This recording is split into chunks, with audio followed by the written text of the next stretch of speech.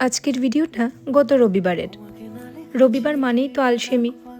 প্রত্যেকটা রবিবারের মতো সেদিনও না দেরিতেই ঘুম থেকে উঠেছিলাম। উঠেই আগে মেয়ের জন্য খাবার রেডি করে নিলাম। সেদিন আমি সকালে মেয়ের জন্য বানিয়েছিলাম ডালিয়ার পোলাও। আসলে অন্য দিনগুলোতে তো সময় হয় না সেইভাবে বানিয়ে দেওয়ার, তাই রোববারে ভাবলাম আজকে একটু আলাদা কিছু বানিয়ে দিই।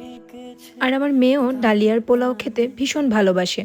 এমনিতে ডালিয়া দিয়ে খিচুড়ি করে দিলে খুব একটা পছন্দ করে না, কিন্তু তাও আমি মাঝে মধ্যে দিয়ে থাকি। কিন্তু পোলাওটা না সেইভাবে দেওয়া হয় না। এটা কিন্তু খেতে দারুণ হয়। এটা শুধু বাচ্চারা না, বড়রাও কিন্তু খেতে পারে। আমার তো এটা ভীষণ পছন্দের। আমি প্রায় দিনই এখন বানিয়ে থাকি এটা। আর এই পোলাওটা খেতে যেরকম টেস্টি, হেলদিও তার সাথে সাথে। আজকে কাজ করতে করতে আপনাদের সাথে কিছু গল্প করি। সোশ্যাল মিডিয়ায় আমরা যারা ব্লগ বানাই, অনেকেই ভেবে থাকে আমরা ওপেন বুক।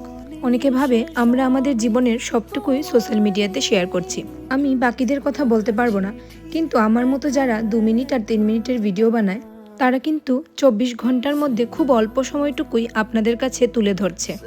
এই কিছু সময় ছাড়া বাকি সময়গুলোতে কি হচ্ছে কি না হচ্ছে আপনারা কিন্তু জানতেও পারছেন না।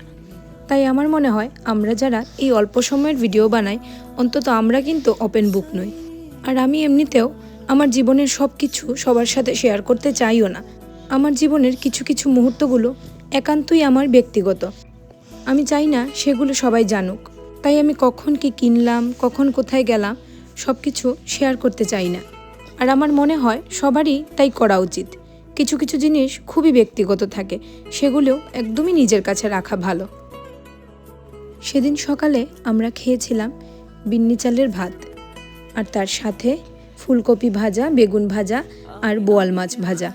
শীতের সকালে এমন খাবার হলে কিন্তু জমে যায়। তাই সেদিন আমার হাজব্যান্ডকে বললাম, চলো আজকে আমরা দুজনে রোদে বসে সকালের খাবারটা খেয়ে নিই। আর এই শীতকালে রোদে বসে খাওয়ার মজাই কিন্তু আলাদা। বেশ কয়েকদিন আগে আমার একটা ভিডিওতে আমি দেখিয়েছিলাম আমার মায়ের বাড়ি থেকে আমি এই গাছ দুটো এনেছি। গাছগুলো না আনার পর থেকে লাগাবো করে আর লাগানোই হচ্ছিল না।